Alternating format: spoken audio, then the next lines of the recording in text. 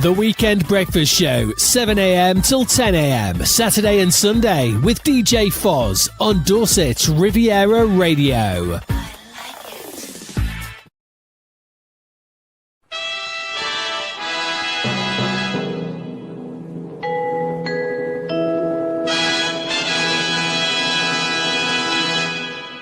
Five, four, three, two, one. And it's live.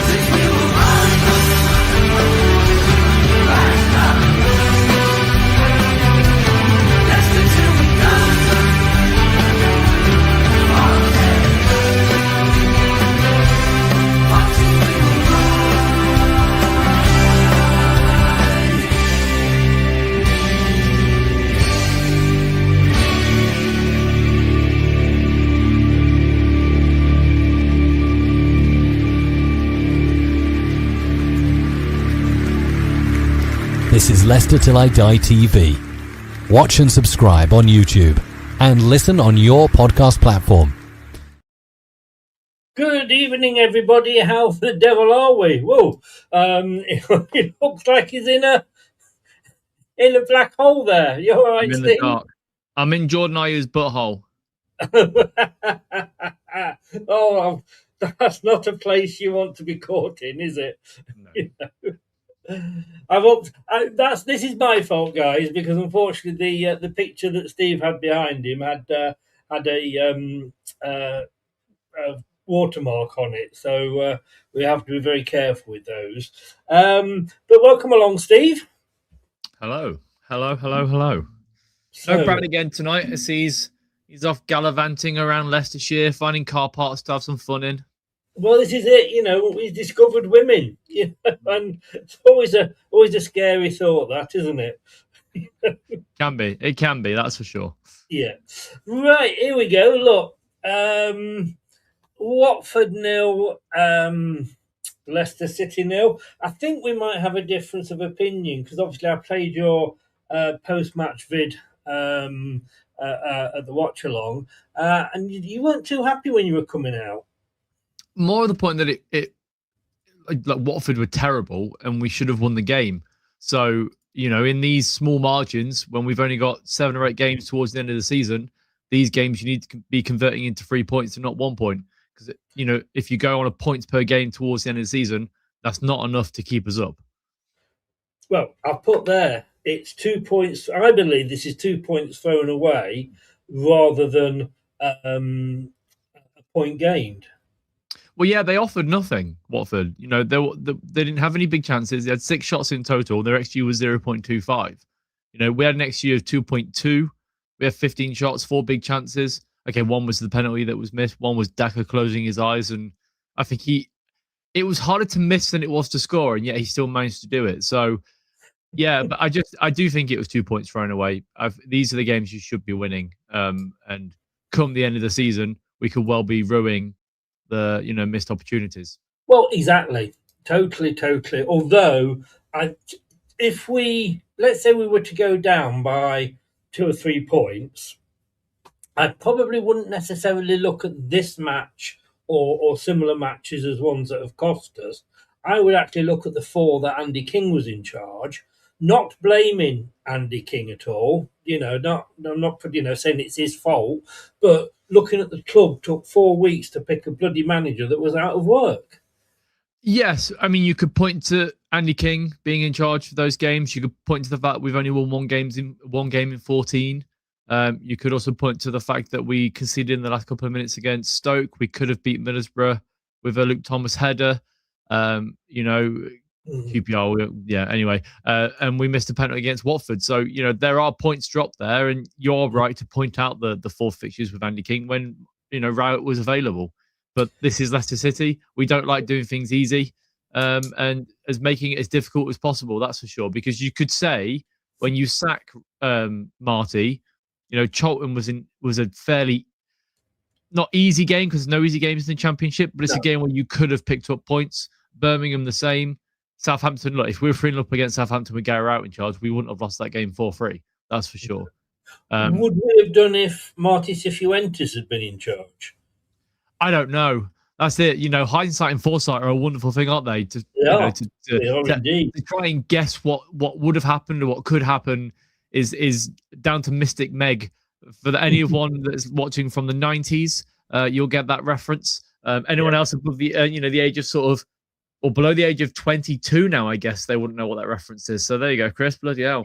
It's scary, isn't it? It is very, but yeah, so I don't know, in all honesty, but I have to go off what we've had so far under Gary, and we've conceded 9 and scored 7 in his games here so far. 1 win, a few draws. Is better, but is it enough? I don't think so. No. I just thinking we needed something different. We wouldn't have been any worse had we held on to Marty Cifuentes for 4 more weeks while we got Gary Rowett in and then sacked him. They still had to pay him off. So like you say, this is Leicester City. We shouldn't be surprised by anything, should we? Really? But I'm going to ask you this question because I've got a few talking points to start with. That, as you can see, is the first one. She had the lottery numbers. Oh, she did, Paul. She did. That's why she's not working anymore. She's living the high life up in Monaco. That's the first talking point. The second one, which came up during the game, was why was Daka taking the penalty? Now, to me, really, a striker should be taking penalties, and it would have. I don't think. To me, he was the number one choice. It was obvious, he should have done it, and I think he may have scored one for us before. I'm not sure. He's never missed a penalty for Leicester. Looking at his stats, he's never missed a penalty for Leicester. So and he'd scored against Ipswich. So you'd hope to think his confidence was up there. But also, like, he missed the penalty, sure, but it was still a decent save by the keeper. My opinion, it wasn't too. It should have been in the corner. Don't give the keeper the opportunity, but. You still have to score it. The goalkeeper's still there. You still have to beat a goalkeeper. So I think that because there was a conversation that I had with a few people in a WhatsApp group and like walking back from the ground, and actually you could say JJ maybe, but let's be honest, you'd want your striker to score because if he gets him into a rich vein of form, then great. Then you can push you on for the rest of the season. Abdul maybe, but he's just been taken out, so I don't really like giving the person that's just been tackled the penalty. Realistically, so other than that, it's Abdul, and you would expect because statistics say that 86% of penalties go in. It's heavily favoured in the strikers' odds, but it should be. Have to be. It should be. But I mean, look, anybody that's going mad. And look, I have awarded him. I've gone early with this week. I have awarded him the ham sandwich of the match because, I wouldn't argue that it was particularly a poor penalty. I wouldn't say it was a good penalty. But let's be honest with you. Even the likes of Jamie Vardy missed penalties. Riyad Mahrez missed penalties. Penalties do get missed. Last week we saved a penalty. This week we missed a penalty. It kind of balances up here. So look, I've given him the ham sandwich of the match because basically he should have just wellied it, in my opinion. But why have I got 1-1 there? Why have I got 1-1?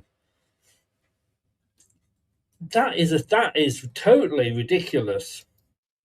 I think you're right to put him as the ham sandwich of the match because of the open goal he missed as well. Well, there is that, isn't there? Talk to me about that one as well, because that one seemed harder to miss than it was to score. So I instantly asked if he was offside. Obviously, where we were stood, we're on the opposite end of the pitch. You can't really see it. So I instantly went to a friend, was that offside? And he said no. So basically, I think that he got distracted by the guy in front of him. And then, he sort of took his eye off the ball. He tried to react to it. But if you look at Abdul during the miss, he thinks he scored, so he goes running up to him and then sort of goes, shit, he's missed. Yeah, like it does look. I can say this as a non-professional footballer that hasn't played professional football.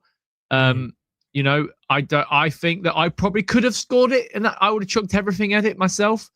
But he's Patson Daka. We know what we're going to get from him, and quite a lot of the time, he's god awful, and he was on Saturday. I mean, do we? Look, we all sit here, and those of us that have never played it at all seem to, could manage the club, run the club, score a hat trick every game, and what have you. But let's be honest with you, the pressure is on these Leicester players now, and they must be feeling it. Yeah, you'd assume so, or you'd like to think so, that that they'd be feeling something at least. I often think that quite a lot of them are just numb from the neck down. There's nothing really going on in their head anyway, and the rest of it's numb. And you look at the performance. I think Luke Thomas had a decent game. I think he was getting himself about and getting into a couple of challenges and stuff, so that was nice to see. You get the obvious people of Skip and JJ.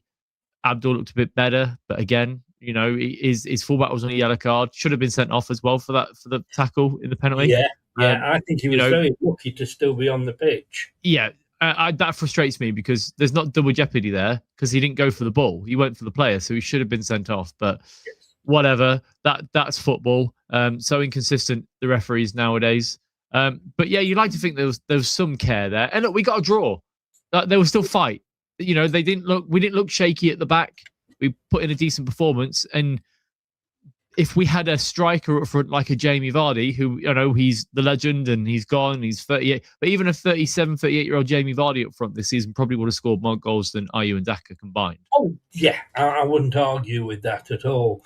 And I mean, in fairness, he hasn't been on great form for Formose, however you pronounce it. But he set up a really good goal last night. Did you see the assist? But yes, beautiful. You didn't allow me to finish then, did you? But no.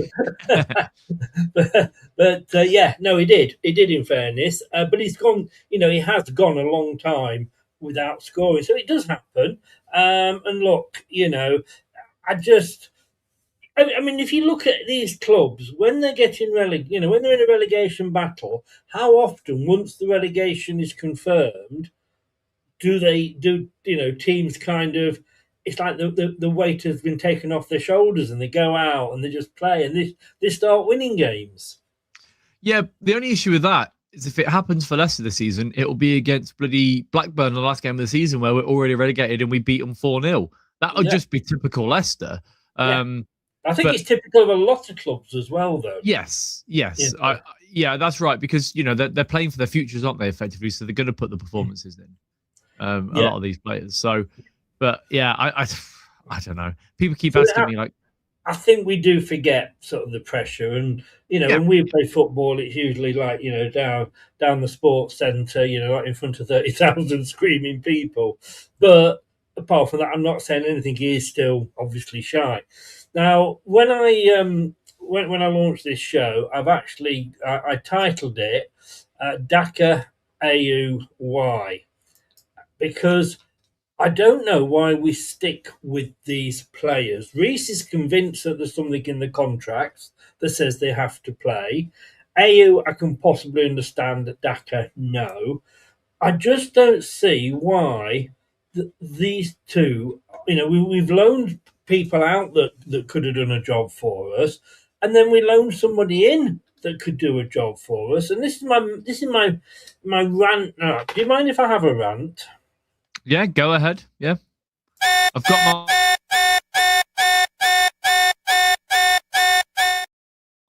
I'm just going to sit back and get relaxed. Hang on. I am absolutely...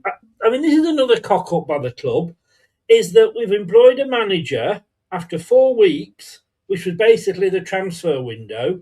So the players that have come in are not Rowett's choices, and he might not fancy them or for whatever reason.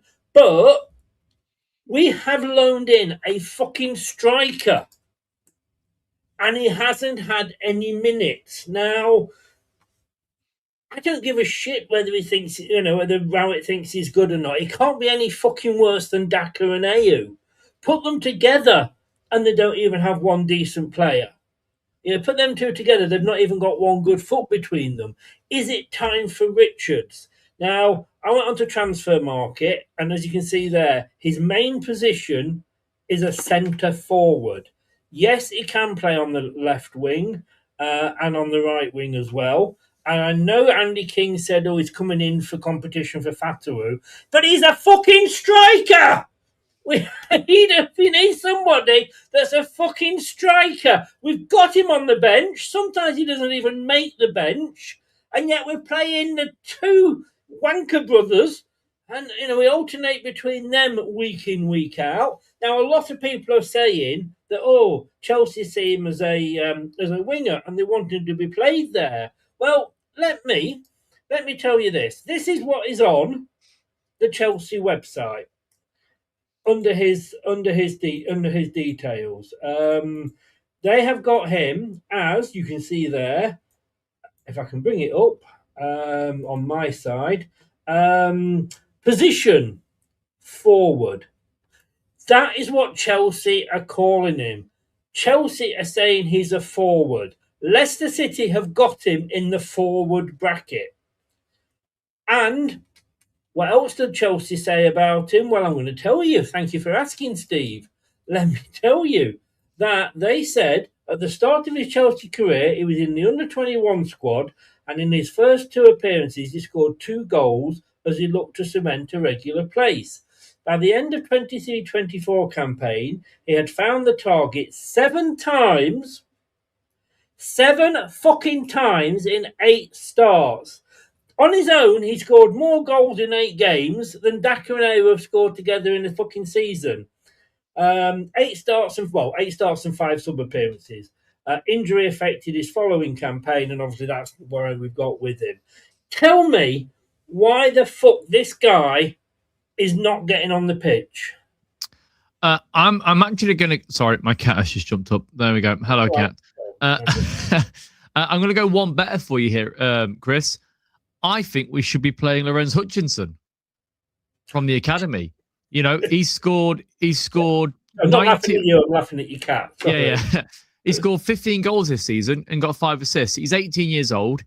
Yeah. If Richards and Mikasa can make the step up at 19-20, why can't he? Why is he not even on the bench? Why are we giving Jordan Ayew token 2-3 minute appearances when he's just lumbering around the pitch? When there's a young lad in there that will be willing to give himself, that wants to give himself the best opportunity to play football. And if by all accounts he's been linked to Real Madrid and Barcelona and Man City, then surely you play him in the first team, because then at least that way, you can potentially get him signed to a new contract, and there'll be a pathway for him in the first team.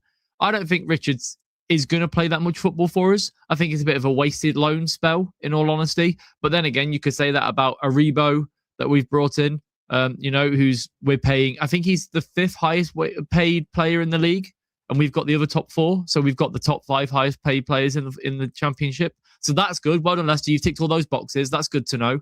That's a quiz question for you.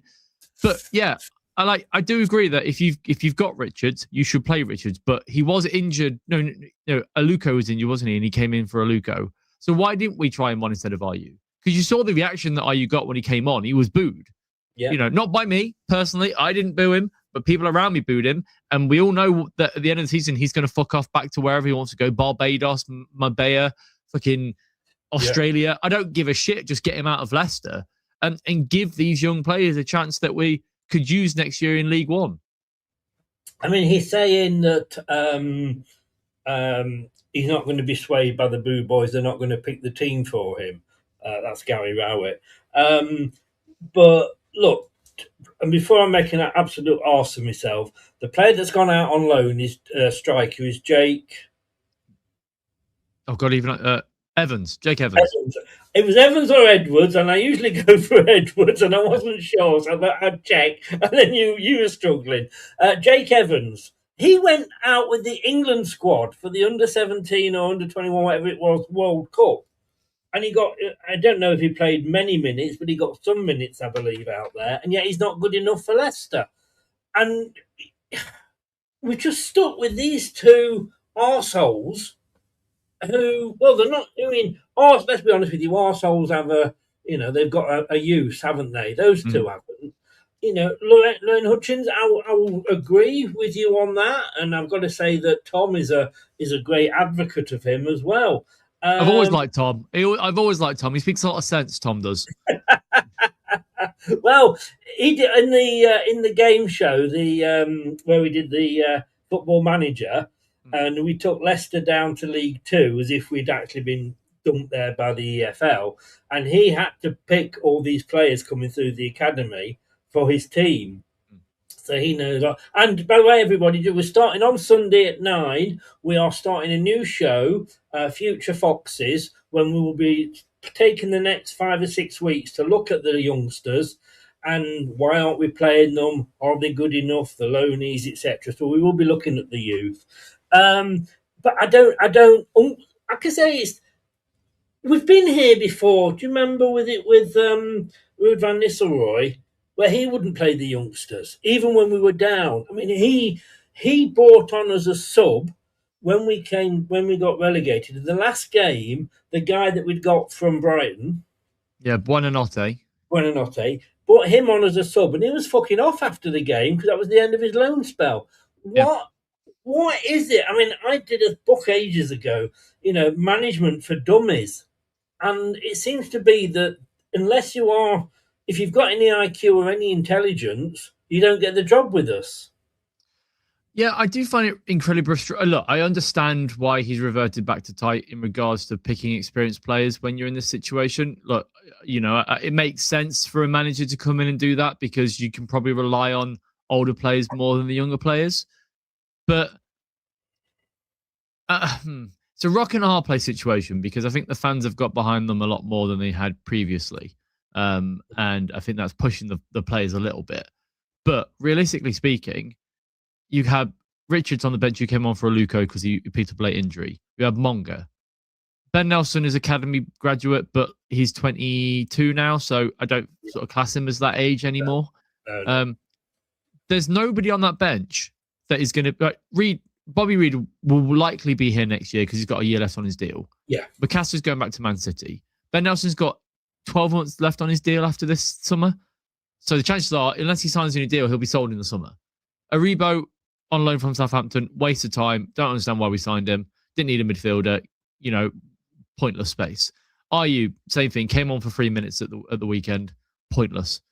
Vietes, the goalkeeper, he's a fucking ghost. I saw him come up at one point, walk up to the sideline because when Jakub was down injured, and I thought, oh, maybe he's going to come on. We're going to see him for the first time. No, back on the bench, disappeared. Off he went again. Hamza Chowdhury, been here for how many years now? He's fucking 28 years old. Not good enough. Get rid. Then Richards on loan from Chelsea. He'll go back. Sorry, let me just move the cat out of the way again. Come on, cat. I'm loving the fact that every time he walks past, he nearly got his tail up your nose. Well, I think she's like, he's going to get angry again, so I'll come and calm him down. And then you have Jeremy Monga, who, look, if we go down to League One, I don't think he'll be here either. So, off that bench, there's no screaming young players. Where's Louis Page? Have we developed him this year? I think he's come on a little bit, but realistically, when he started to play into form, he's been dropped. We've not seen him since. Aluko got injured, fair enough, but even then, if there's a change to be made in the game, he's not bringing Aluko on, is he? He's bringing Hamza on.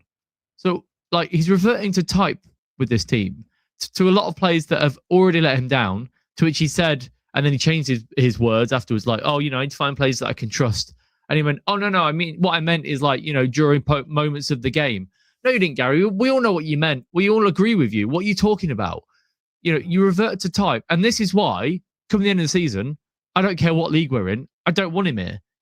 Because if he's not going to stand by his guns now and drop these players that don't deserve to play, then I don't want him building in the summer. Fuck him.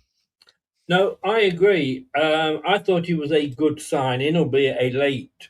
It was too late. And I think we will rue those 4 games. But yeah, I don't want him here next season because I want somebody that will come in and has got the balls to go around and say, right, I'm going to put some of the youth in. All right, they're young and experienced, but could they do any worse? And that is the question. Can they do any worse? And the answer is surely no.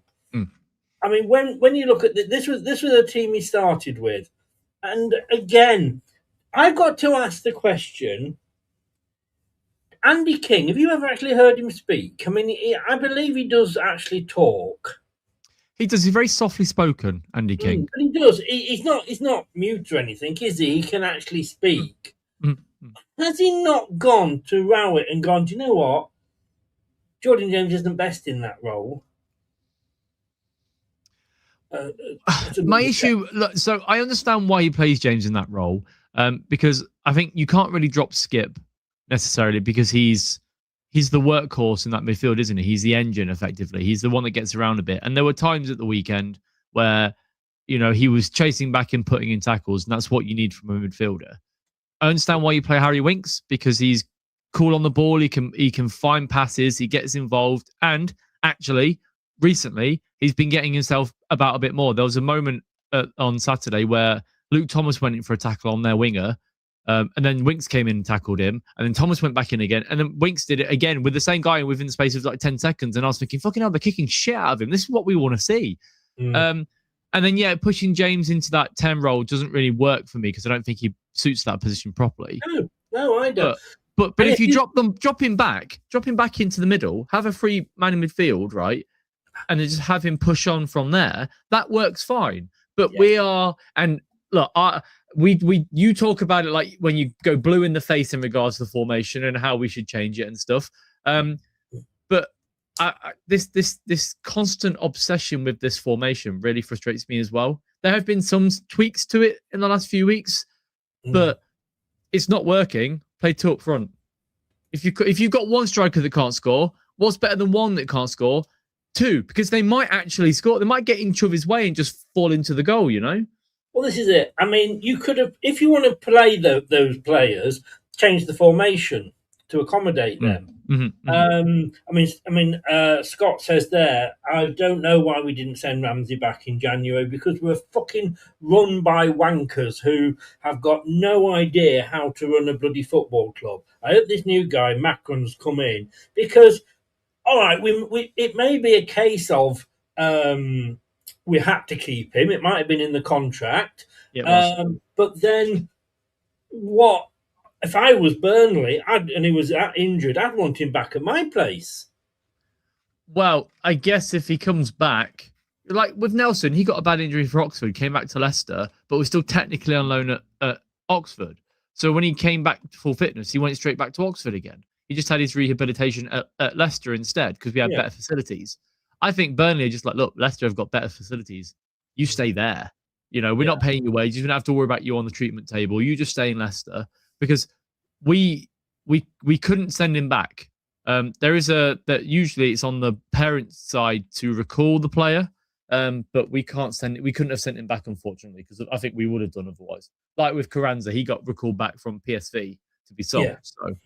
Yeah.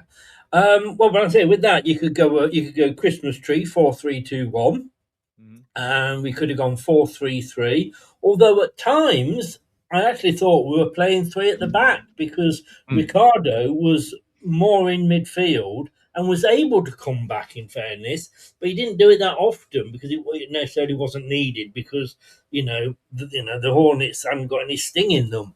But he had a pretty decent game. But as always, I want to look at Rowett's substitutions, because he actually went reasonably early. He went proactive this week. I mean, Mukasa for James, I kind of understand that, because James was on a yellow card, lucky not to be sent off, so he was on the tightrope. And he is still coming back from injury, so maybe he's not quite ready to play a full game. Mavididi for Dakova Reed. What fucking putting Dakova Reed on the wing for? But they were both at 61 minutes. What did you think of those substitutions? I understood the James one. I mean, personally, look, I know he's on a yellow card, but I probably would have put Mukasa on for Mavididi and to put him out wide instead. He's a bit of a trickery player. And then if you do make the change, you take off James and you bring Monga on, and you play Monga on the wing, and you bring McAllister into the middle. Bobby, for me, as well as he runs up and down the pitch very well, and he's, he can get a hold of the ball. He doesn't really bring a lot to the team. He scored a few goals, but other than that, I just don't see what he actually brings. He's slow. Can I suggest something completely off the scale here? Because like you just said, he has scored a few goals. He does seem to know where the net is. Why not play him in that number 9 position? If you're not going to go... He's not a striker, though, is he? He's not a striker, Bobby Reid. He's never played. I don't think he's ever played up front. No, but then you could say Ayu's not a striker, Daka's not a striker, But if he's not going to go... You could say Daka is a striker, because he gets... The thing with Daka is that, if I had to pick between Ayew and Daka, I'd pick Daka every day, because he runs around. He might not be able to do anything, but at least he presses well. I don't think Bobby Reid or Ayew can do that role. You can't press from the front, and that's how we do a lot of our defending. No, I kind of guess that. But I just want to try anybody up front. I'd put Vitesse up front if it meant Daka and Ayew weren't starting. Put Ben Nelson up front, a big target man. Fine. Like Steve Walsh. Why not? But he was proactive, so he did make the first substitutions.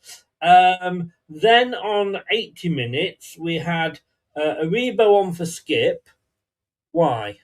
Did that make any difference at all? No. Joe Aribo is... It's crazy that we sold Samare in January to replace him with a worse footballer on the same money. Like, it's typical Leicester that we went to Southampton. Have you got any players? Oh, we've got this guy. He's a 29-year-old midfielder that doesn't really run around a lot, but he's okay sometimes. Oh, how much is that going to cost? Oh, sort of 2 or 3 million for the rest of the season. I'll take it. Fuck it. I will cover his wages as well. Don't worry about it. 45 grand a week? Nah, that's chump change for us. Bring him in. We've just sold Samare for 4 million. Let's go. Yeah. No, we joke, but it's true. It is very... let's be honest with you. We love going to Southampton and picking a bargain up, don't we? Well, exactly. My issue with Aribo at the weekend, right? He came on for 10 minutes. He had 8 touches of the ball in 10 minutes. Mm. Why are you on the pitch? You're bringing nothing.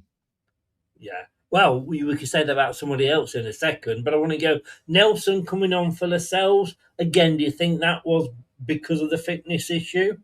Yeah, I think so. Yeah. To be honest, I probably would have preferred... It's hard to say after you get a clean sheet. They played... Lascelles and Okoli didn't really have anything to worry about, but I still would have preferred to have played Nelson and Lascelles rather than Okoli. You, me, Kate, and everybody else thought that's what was going to happen. I was very surprised to see it was Nelson that was dropped because, again, all right, he scored the own goal last week, but it's kind of... That's when you want to put your arm around somebody and go, come on, you're not going to lose. It was a mistake. You're not going to lose your place over it, sort of thing.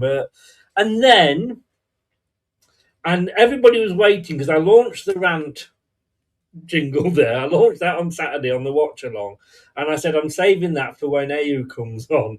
And everybody was thinking, 60 minutes. And I said, yeah, probably will be 60 minutes. I had to save it until the 89th minute. What was the point? Yeah, he played 1 minute. Yeah. Well, he had one touch. In fairness, but still, he was on for a minute. What's the point of bringing him on? Yeah. I just don't. You bring him. I can understand if we're going to bring him. If we're winning 1-0 and it's really tight and we're under the cosh, you bring him on because he'll go down and get you a free kick or he'll break play up and what have you. The Palace fan told me that's what he's good at. That's what he'll do for you. And I remember he'd only been on the pitch in his first game, in his debut, about 5 minutes, and his first touch, he went down and got us a free kick. But we don't need that. We didn't need that. Like I say, how he got on over Richards, this is just what I don't get. I want to sort of just have a look at what he did when he came on, which is going to be a very short highlight here, Chris. If it is it's just him running on the pitch, isn't it?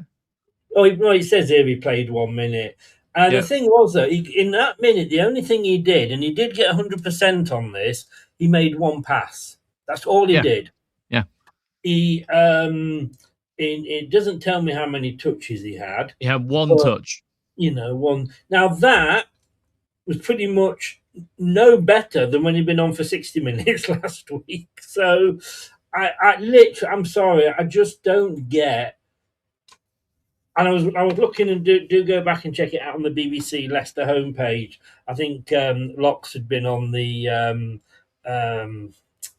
BBC Radio Leicester, and he was saying he never wants to see this guy in a Leicester shirt again. And I'm going like, he's speaking for all of us. He so is. Yeah, I am sick of seeing Jordan Ayew playing for Leicester. I would rather find a homeless person off the street and bring him up front. Yes, yeah. Totally. I do not get what as I always say, he's taking up somebody's oxygen. Mm-hmm. Really is. But when you look at the stats, and look, I don't go great into stats anymore. I just do the one slide. But look, we had the most possession. I mean, look at I can't remember the last time we had over 2.0,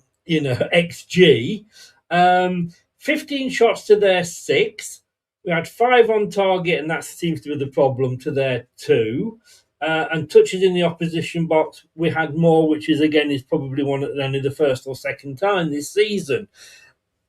So I was actually quite upbeat when we came off, because I know Watford are not in the best of form, but given where they were, the fact that they're 9th, I thought this wasn't a bad point away from home. No, it's not a bad point. However, it's like that Ipswich game when you say, look, it's a decent point after that poor second half, but as long as you can follow it up with a result. If we beat Preston on Good Friday, fantastic. I'll be very happy with a point at Watford. But if we lose to Preston and then somehow we don't beat Sheffield Wednesday, it looks even worse, because we were dominant on Saturday. We had, I think we missed 4 chances in total, like big chances that we could have scored from. The penalty, the Daka one.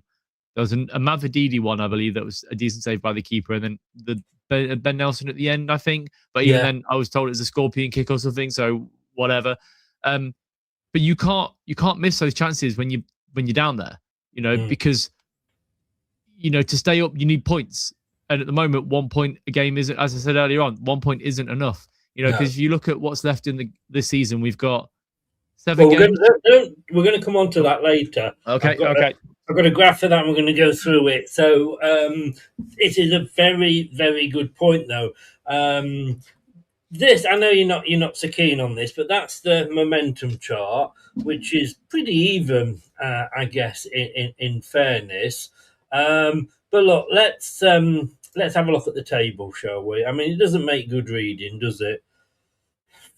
But at least we're not second from bottom anymore. Yeah, that's one positive. I guess the point takes us up there. But my main issue is that it's not the point that takes, it's that 20th place that are now 4 points ahead of us. That's the problem. Because we, at one point, if you take into account last week before a QPR game, Blackburn, West Brom, Portsmouth, Leicester and Oxford were the teams that were there. And even at that point, when we were winning, QPR was being dragged into it because they're only 6 points clear. Now, we're 9 points away from Charlton. I think they're safe. Blackburn 43 and West Brom 43. Look, 4 points is a big swing when you're down there and you're not winning games. Yeah. So, yeah. I mean, the thing is, though, 2 wins can change things totally. I mean, we've got to get those wins, but look at QPR. They put 3 past us and we thought, oh, shit. They put 6, was it 6 past Portsmouth? Yeah.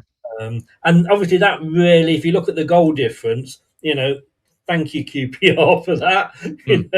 We appreciate it. But yeah, I mean, this is it's the hope that kills you, isn't it? But I mean, at one point, I think we were we out? No, I don't think we were ever outside the bottom 3. We were against QPR. We were up to 19th at one point. Yes, but it's never going to last. Right, you were talking about the season. And what's left of the season. So as you can see there, in the last 3, 1 win, 1 loss, 1 draw. apart from Millwall and Hull, I was saying that I think all these games are winnable. We've got, compared to some of the other teams down there, we've got, I think, one of, if not the easiest running. You say the easiest running, but we're Leicester and we don't make things easy.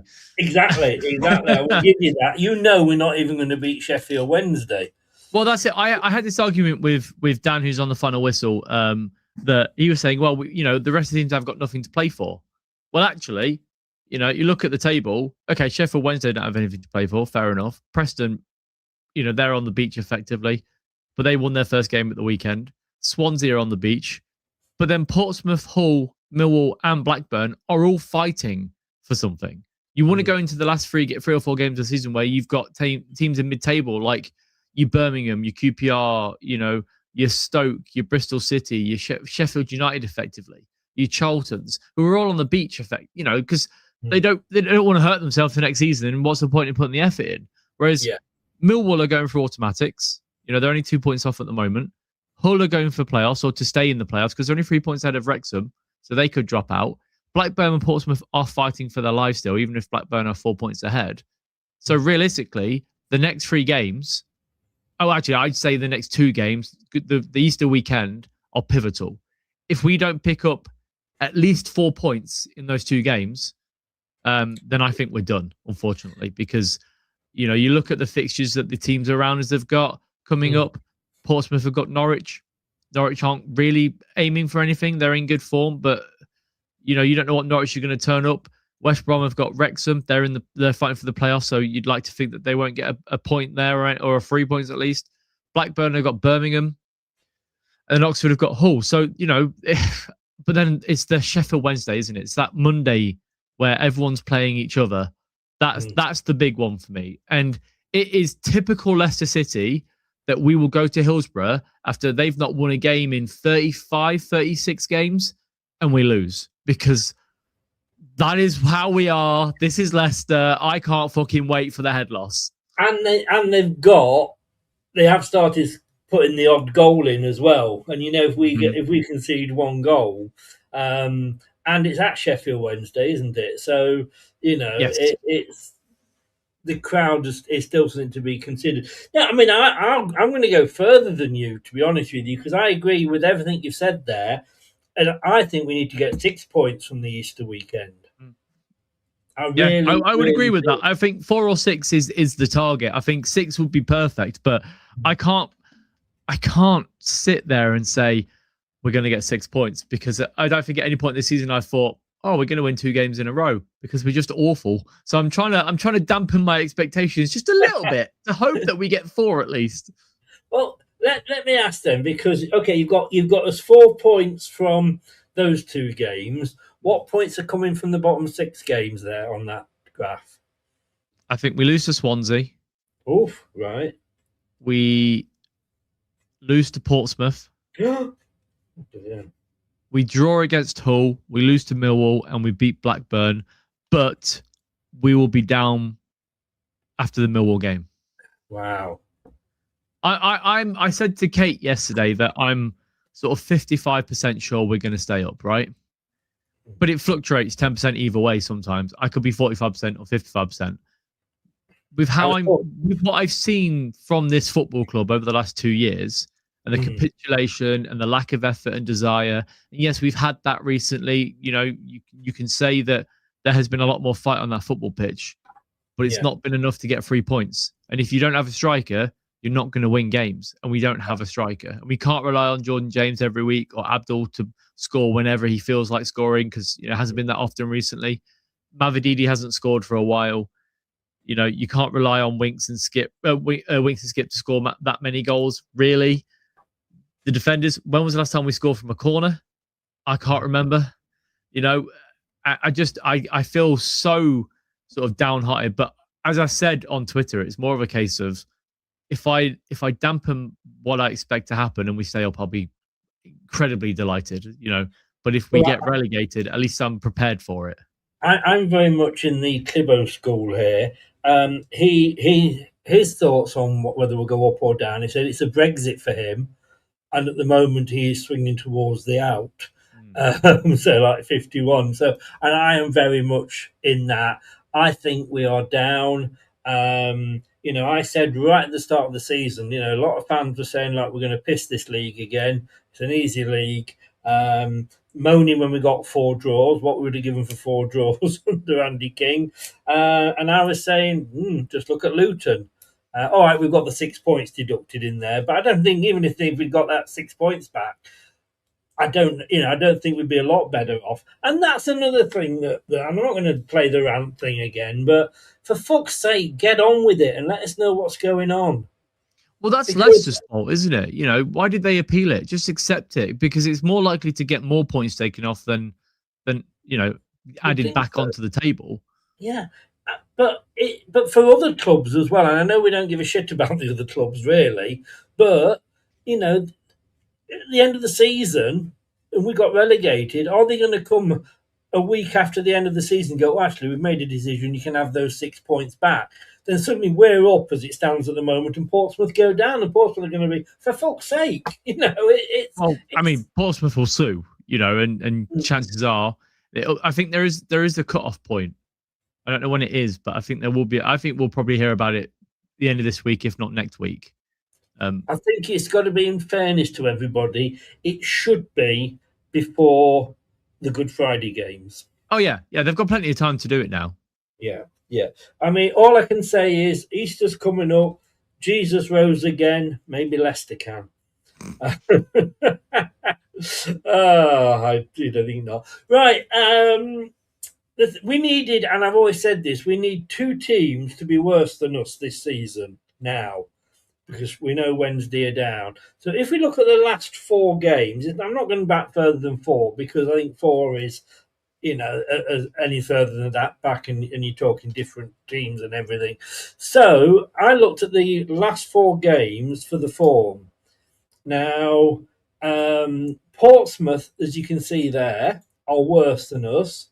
They are on 1 point from the last 4 games, scored 3, conceded 10. Blackburn are in 17th on the same number of points as us. We are above them because we've scored 1 more goal, but we've scored 4, conceded 4. They've scored 3, conceded 3. So technically there are 2 teams worse than us. But for the really bad news, guys, this is the top half of the form table. Oh, look. Charlton, Oxford and West Brom. Yep. That doesn't give me a lot of comfort, to be honest with you. No, what I would say in regards to the final few fixtures, though, if you look at Portsmouth running, their running is awful. They do play. They play Norwich next, Oxford after that, Middlesbrough away, Ipswich at home, Leicester at home, Coventry away, and then Stoke and Birmingham. I wouldn't want to be playing those 4 fixtures, the Middlesbrough, Ipswich, Leicester, and Coventry games. Those 4 are awful to play because they're all playing for something, and 3 of them are playing for the potential title. So that's not ideal for them. I think they will struggle. Oxford, the last few games of the season, they play Millwall at home. I think Millwall will be in the playoffs by then, so they might be resting players. Sheffield Wednesday at home on the second to last game of the season. Then Wrexham, Derby, and Watford. I mean, Watford, Derby will be on the beach. So Wrexham, could probably see.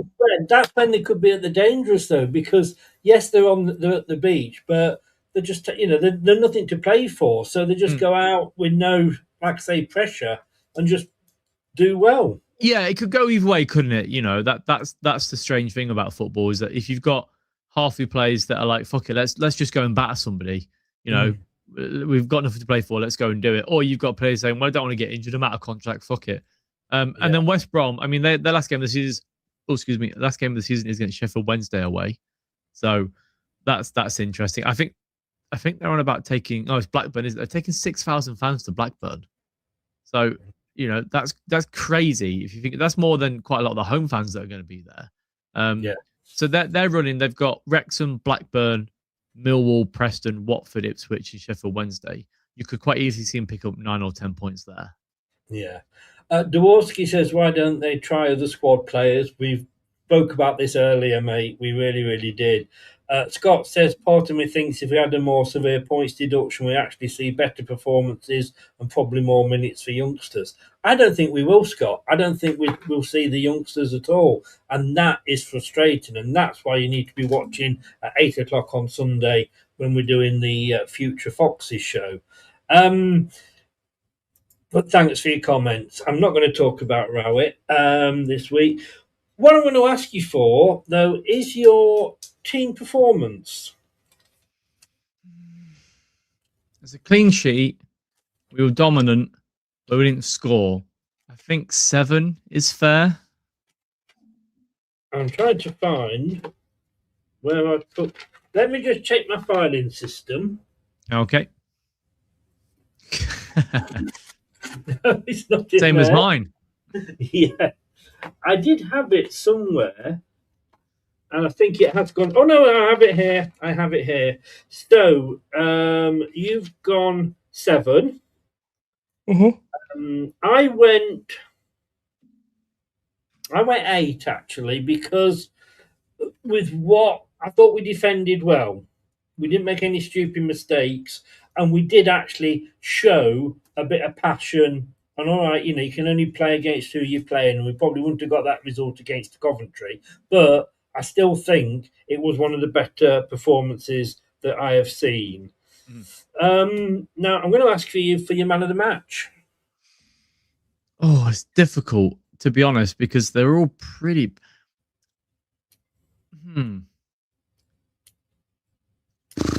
Abdul, because he got the penalty, but I was trying... the reason why I hesitated is because I was going to say Luke Thomas. So I think he had a really good game. Well, he was my second choice. So I'm agreeing with you there. Wayne agreed with me, so I'll tell you in a minute. Jim agreed with you. Jim went Fatawu as well. I actually went Lascelles. Yeah, he was good as well. He was quite assured at the back, which is what you need. Was.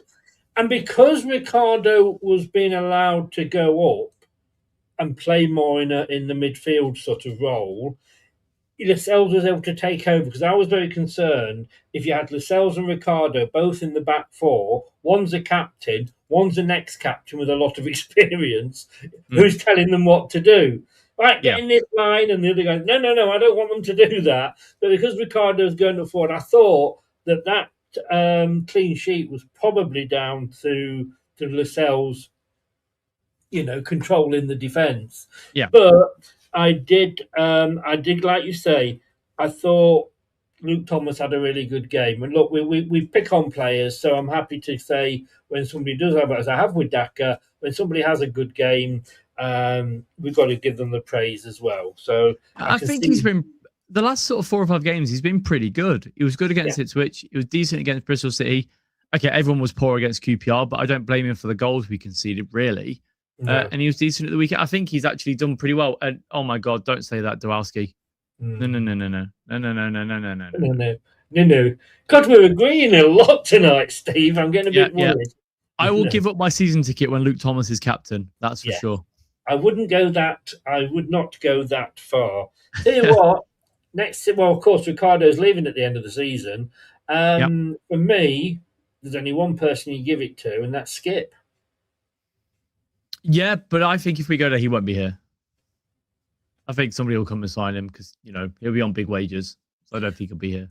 No, I accept that. But yeah, you're quite right. And it would be remiss of us if we didn't sell him if we got an offer because of the size of his wages. Chris, now Daka will go and get a hat-trick against Preston. Fashan, I don't know what you're drinking, but can you send me a pint of it over, please?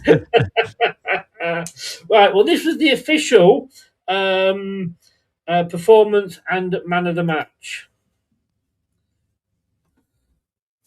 So the team performance, and it was Tom who did it this week, because Alan, and I've got to say happy birthday to Alan. Hope you had a good one. He was at his birthday on Saturday. So I've always said I don't like Tom.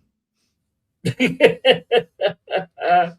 he's gone 6, which I thought was a bit unfair, but then he's always low with that.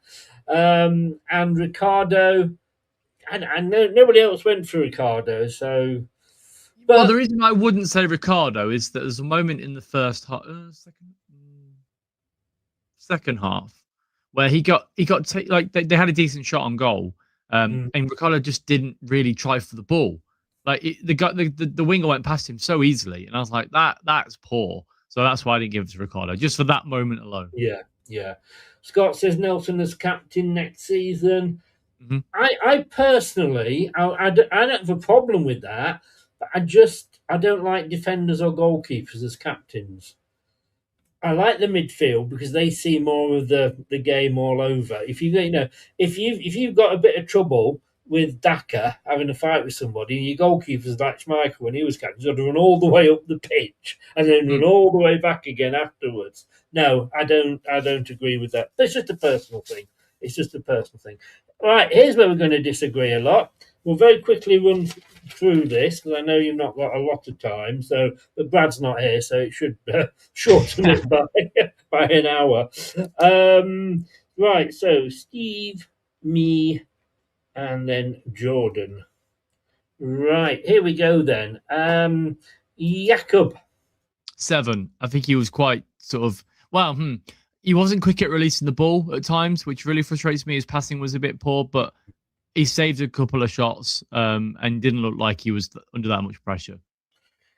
You missed the week when we could give halves, didn't you? No, I was here for that. I was here for that. You were? All right. Yeah, it was. I think Brad missed it. He's gone back to not giving halves again, which is I actually typical Jordan, eh? Yeah. Because I would have given 6.5 to him, but I'm going to have to. I'm going to go for a 6 because he didn't really have an awful lot to do. It wasn't the hardest strike force that he'd been up against, and he needs to learn to get rid of the ball quicker, as you say. How many counterattacks do we miss out because he's playing about with the ball? But Jordan gave him an 8. Okay, fair enough. And he just said excellence. Wouldn't necessarily go that all right. I wouldn't say excellent, but he was fine. He was fine. Yeah, I wouldn't say excellent. Ricardo. 7.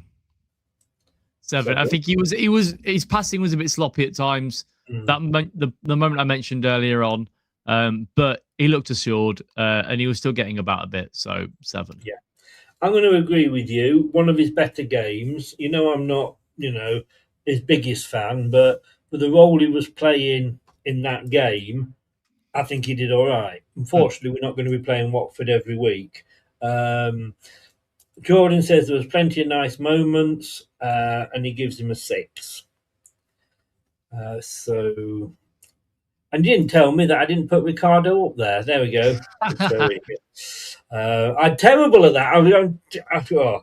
I need a little assistant to come and click my button, if you know what I mean. Akoli. 7. His passing is awful. You can't do anything with him when it comes to passing the ball. He tries that long ball over the top quite a lot, and it never comes off. It always goes out of play.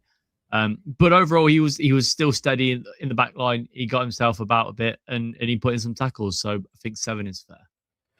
I was surprised, like you, that he was in the team. I thought it would be Lascelles and Nelson, but at the end of the day, we didn't concede a goal. Sometimes I saw that he does. I thought, well, that's a bloody good clearance he's just made there. Put it into row X or whatever. No, it was an attempted long ball. Yeah. That's the thing. For me, I'm sorry, I no. He edges a 6 because it was a clean sheet. And unfortunately, we have got the first football friends, because 7 off Jordan. Defensively, could barely be faulted. He won every header he needed to. Right, Lascelles. 8. quite assured on the ball, some decent passes. There was a moment where he sort of feint tricked an attacker and came away with the ball quite nicely. I think he needs to start as many games as possible. So run him into the ground if you have to. I don't care. If he's injured, if we're safe by the last game of the season and he breaks his leg, I do not care. Run him into the ground. He's like an old car that you need to run into the ground. He's technically not ours next season anyway. Yeah. One of those, and I won't argue with any of that again, one of those where I'm asking, would you next season? I mean, he's 34. No, because he's going to want high wages, I would say. He's a Premier League player that has dropped down to the Championship. Last contract before he retires. As an experienced player that is not expecting minutes, then sure, but not as a starting player. For me, if his wage demands weren't that high, he could be because we've got no Ricardo next season, so we're probably going to have a pretty young back four, and I think he could be that father figure, if you like, But but like you say, the big question is: would he want to? And he may think, well, it's another, if I get a 2-year contract out of them, who knows? But I would consider it. But I would agree with you again. I would give him an 8. Strange words here from Jordan. Whether he left the majority of the defensive work to his teammates, or whether his positioning was so good he didn't need to get too heavily involved, it all looked pretty comfortable for him. I mean, I think if somebody looks comfortable and you don't really notice them, usually that means they're having a pretty decent game. Yeah, I agree. Yeah. But anyway, he got a 7 off Jordan. And now then, Mr. Thomas. I get 8 as well. I think he had a really good game. He was putting himself about a bit, which is what I like to see. He must have bulked up. He must have had some protein shakes in the last couple of weeks because he looked a lot stronger. And there was a moment where, as I say, at the end, he put in a tackle against their winger, and the winger came back at him, and he just laughed in his face. And I was like, that's what I want to see from Luke Thomas. He looks like a child still, but like he's not. He's in his mid-20s now, so he can't be a child anymore. And he looked like a man for the first time in forever, for as many years as I've seen him play. Yeah. Well, the other week he was in a fight, wasn't he? So I can't give a half, like I say, but otherwise it would have been 7.5, but I can't do that. So although Lascelles was my man of the match with 8, I am going to give him an 8 as well, because I think, like I say, we criticise him a hell of a lot. So when he does well, I think we should. And even Prashant gave him an 8. There you go, Prashant. Right. He gets an 8. Well, we're all football fans because he gets an 8 off Jordan as well. Fair enough. Mr. Winks. 6 for me. He was quite quiet, but he did get himself about a bit more than I was expecting. He does dictate the play. He only had 55 touches of the ball, so his pass rate wasn't great by the looks of it. 42 passes out of 47. That's not too bad. He's in for another year, so yeah, but a 6. 6 is fine. 6. I when I knew that James was going to be coming back, I'm thinking like, who do you drop? Yeah, because and I never thought we would be saying that at the start of the season when I didn't want either. Well, I've always liked Skip, and I'm sorry to keep bringing that up, but I did say that he will be good for us this season when everybody was moaning about him. But I don't like to keep bringing it up, but I will. But you can't. So you can't drop Skip at the moment, and I've got to say, in a way, you can't drop Winks. So I was very interested to see where he was going. He obviously dropped Winks. Yeah, okay, but why not have the three of them playing together? Drop James into that middle three and go. So I'm actually going to give him a 7 because I thought he did all right. He was probably not as involved as City would like him to be with his involvement, little touches here and there rather than a controlling midfield display. But his tackles and intricate passes were helpful. He gets a 7 off Jordan. And the thing I noticed watching it was that he seemed to be involved an awful lot. Now, obviously, the camera can be funny because you're not seeing what the problem with the cameras. You're not seeing what goes off the ball. Yeah, and people covering and what have you because it's concentrating on whoever's got the ball. But yeah, I thought he put himself about a bit. To be honest, can I just say with Winks is that I know he fell out with Marty and he fell out with Rude last year, so not a great track record. But it makes you think that if a manager can put his differences to one side, would we have picked up more points this year with Harry Winks in the side? I think we would have done. It's obviously it's not ideal to have a player not giving a shit, but he went from, was it November till January, the end of January, till he played his first game. Like his last game was Sheffield United away, and then he played it against Charlton at the end of January. Like at that point, in those 2 months that he didn't play, surely he's better than what we were playing previously. Like I just don't understand put your differences to one side and get the wins on the board. Would we have? Well, let me throw this at you. Would we have stayed up if Soyuncu had played more games? The year we got relegated with Brendan Rodgers to begin with? Yeah. I think so. Yeah. I do think so. It can happen. But sometimes, and like I said, I've experienced this where I work, which isn't the thing, but a new manager comes in that you suddenly get on with, gives you confidence, makes you want to work, rather than somebody that you've got to work for and wanting to work for. So maybe he's got that with Rowett. Maybe. I just think it's we went so long last season without playing him, and we did the same this season. And look, don't get me wrong, I've worked with people I can't stand before, but in a working environment, you get on with it. I know football is very weird because it's a completely different environment to anything anybody else will ever sort of come across in their life. Yeah. But yeah, I just think it was a bit silly to drop him out for 2 months. I have to say, I was thinking that at 8 o'clock tonight. I've got to work with people I don't get. Yeah, Brad, get out of the car park, stop dogging, get back on the stream. He's not going to like that, is he? He's not going to like me for that. Mate. Sorry, couldn't resist. Mr. Skip. Not his best game. I think a 6 is fair, in my opinion. I keep saying a 6 is fair like it's my opinion that matters the most. It doesn't. But for me, a 6 is fair. I'm going to give him... I'm going to give him a 7 because he was getting back and defending when we needed him. And I think if I'm giving Winks a 7, then Skip deserves a 7. And he is turning into our most consistent player. And I think this season for Leicester, that's fucking hard, to be honest with you. He gets a 6 off Jordan. There were promising runs deep early, but we didn't see many more of those. Your man of the match, Mr. Fatawu. Yeah, looked quite tricky down the right-hand side. Had his fullback on toast before he got subbed at half-time. But I want to see more of that. I'm sick of him cutting inside and doing that stupid shot he does all the time.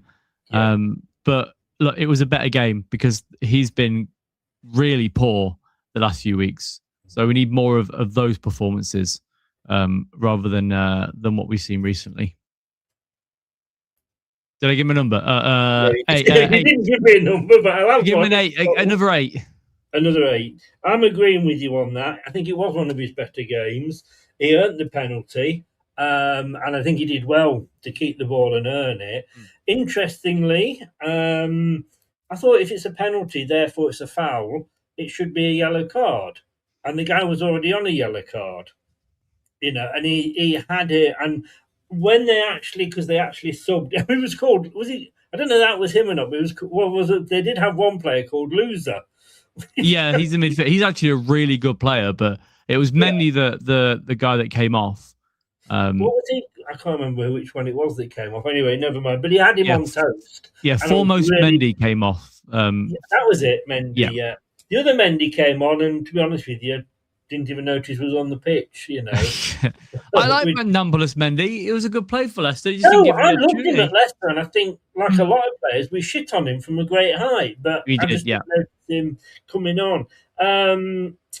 but Fatawu had the other guy on toast, and like I said, I was really disappointed when Watford subbed him. Yes. And we all agree because he's got 8 off Jordan, by far City's biggest attacking threat. Interesting, James.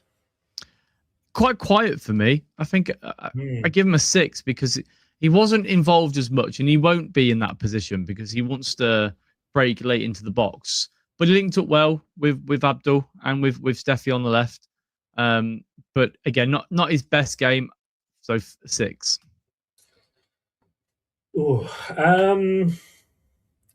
I think if I gave him a 5, I would be being harsh. Because I think he was better than that. But he's out of position, and like I say, I can't blame him for that. It was like James Justin before he left for Leeds. Every time he was awful on that right-hand side, yeah, it wasn't his fault because he wasn't playing his position. I'm going to agree with you and give him a 6, but please don't put him back in that position again. He gets a 5 off Jordan. He wasn't really involved early on, but there we go. He says, "Mr. Mavadidi, did 5. Really, he was quite. It's like Steffi every week. He's frustrating because he had an opportunity where he could have scored, and it was a decent save by the goalkeeper. But other than that, I don't really remember anything else he did. He likes to loiter on the ball too much for me. He does that thing where he slows down and allows people to catch up with him, and then he just doesn't release the ball properly. So, 5. And I'm getting more and more frustrated with him because he's got talent, but he just isn't doing it. I noticed it, and I've been watching it ever since, again in the Cheltenham game, where he would break down the side, and obviously he was, heads above all the Cheltenham defenders, and he would go down the wing, and he'd have one player on him, and he would want to do his fancy footwork so much that by the time he's actually done that, there was 2 or 3 other defenders back, and then he loses the ball. That absolutely, like you say, frustrates me. I don't know that I'm getting this wrong or not, but when he actually made the goalkeeper to make a save, did he not have a pass on that he could have made?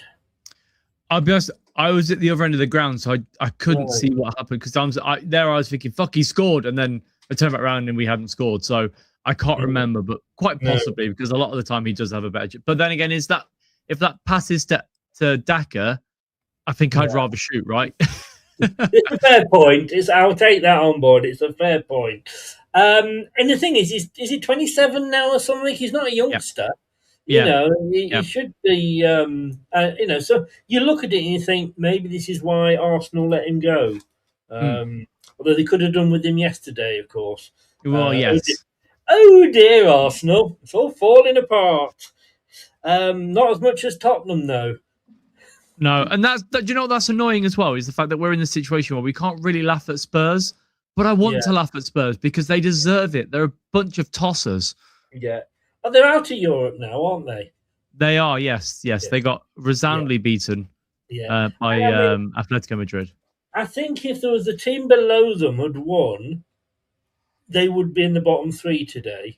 Yeah, I think if West Ham had picked up a point, they would be. Yeah. Now, Mavadidi, I'm agreeing with you, 5, and so does Jordan. Oh dear. Mr. Daka. Patson Daka. I mean, he deserves a 3. He runs around a lot, but he didn't really offer anything else. He missed a penalty, he missed an open goal. I want to give him less, but I feel like if you kick him too hard, he's going to cry. So I've got to give him a 3. Terrible player. I thought I was going to be harsh because I was going to give him a 4. But you made me feel better. Look, I can't blame him for the miss because, look, would we still be in the Premier League if a certain James Maddison had scored a goal when it was a penalty? Are we going to be in the Championship? Is this the Maddison moment? But for Daka, is like we missed that penalty. Oh no, Chris, don't say that.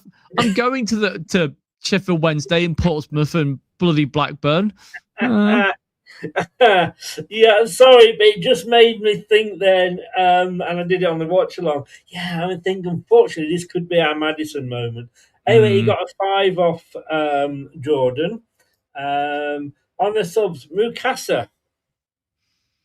I mean, he only had 11 touches of the ball in his half an hour he was on the pitch.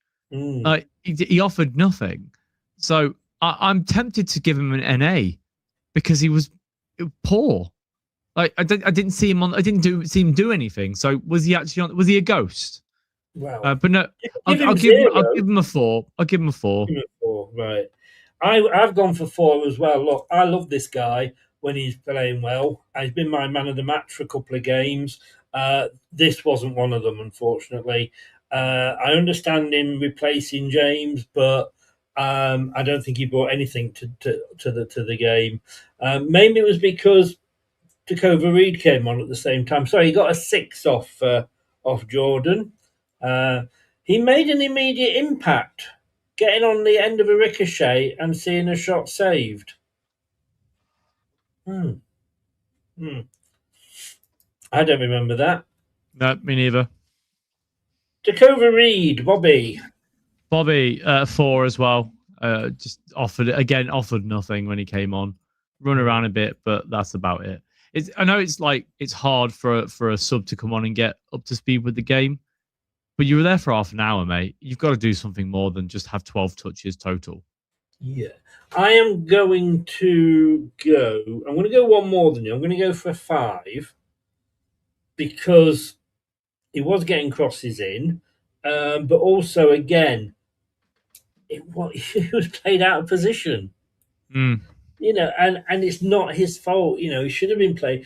Like I say, take Daka off and just give him that run around up front. I mean, there's other players I'd sooner have up front, Monga, for example, or whatever. But anybody, like you say, anybody but Daka. ABD. We should coin that.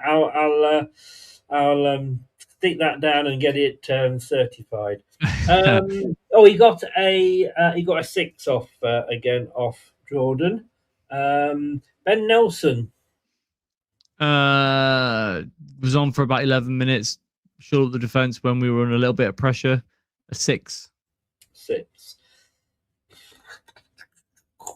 Yeah, unfortunately, I'm going to have to agree with you yet again. And I think, look, he got up at the end. On another day, that goal, that ball might have gone in the back of the net. But at least he was up there. That's the thing. And I think, he came on just, I think, because Lascelles was probably tiring a little bit. And again, it's 3 in a row because he gets 6 off Jordan as well. Now, Aribu, how long was it? I mean, I'm going to give him a not applicable because I don't think he was on long enough. And again, one of those players that I didn't even recognise him being on the pitch. Well, he was on the pitch for 10 minutes, Chris. Was he? He was. And do you want to guess how many touches he had in that time? Well, I'm going to go 1. Times it by 8. He had 8 touches. No. And I don't remember a single one of them. I don't, obviously. Yeah, he had 5 passes out of 6 that were successful. He had a shot at one point that was blocked, apparently. And that he had a clearance and a headed clearance. I don't remember any of this. And I can't even blame the alcohol because it was a dry bar. Like the whole stand was dry on Saturday, which is a bullshit, disgusting thing to do at a football game, to have no alcohol whatsoever. Outrageous. Shame on you, Watford. I don't even drink that much, but shame on you. Yeah. So what are you going for? 4. You're giving him a 4. I can say I just don't remember anything that he did, so and I don't think it's fair for me to judge him on that. He got a 5 off. He wasn't involved all that much and seemed to be bypassed when City went forward. And finally, we've got to do it. Jordan. Dog turd emoji.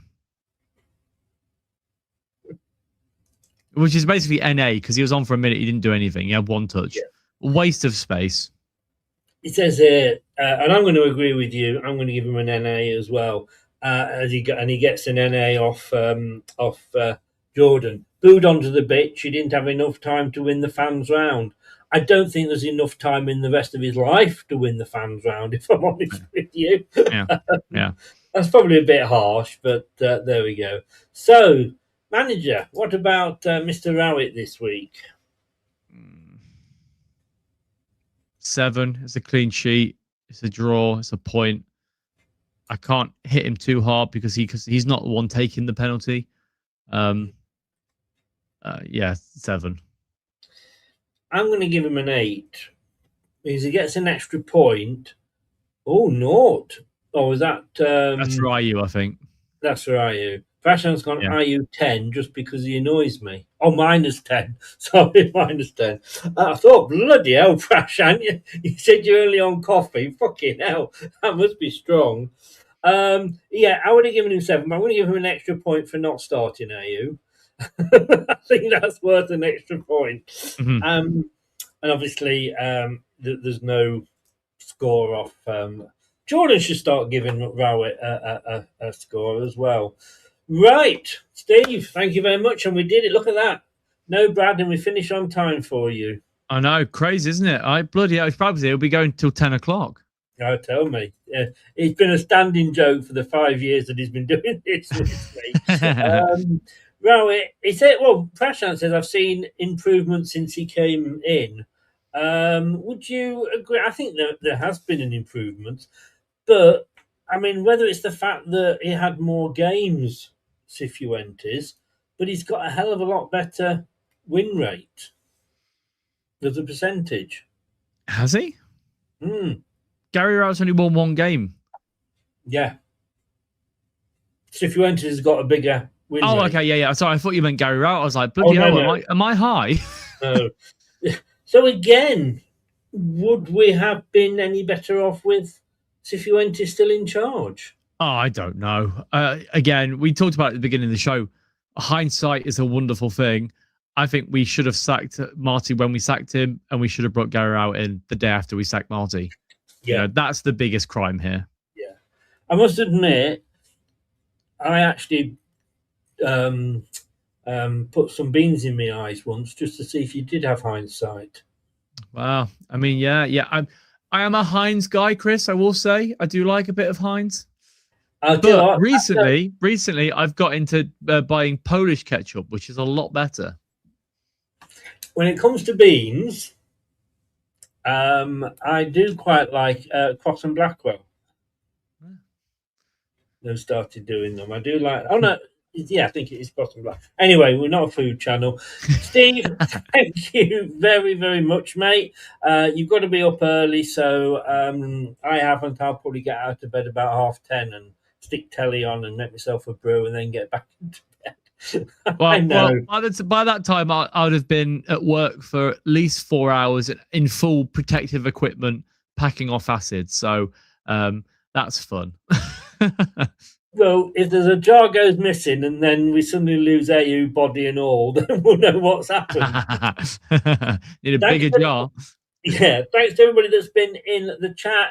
And thank you to, if you've been listening via your favourite podcast platform, thank you very much, Steve. We'll be back at 8 o'clock tomorrow night with the Foxes Forum. And we'll see you then. Thanks very much, mate. All the best. Good night. Thanks for watching. These videos are tremendous. You better like them too, or I'll be back. This podcast is proud to be part of the TalkSport Fan Network. TalkSport. Powered by fans.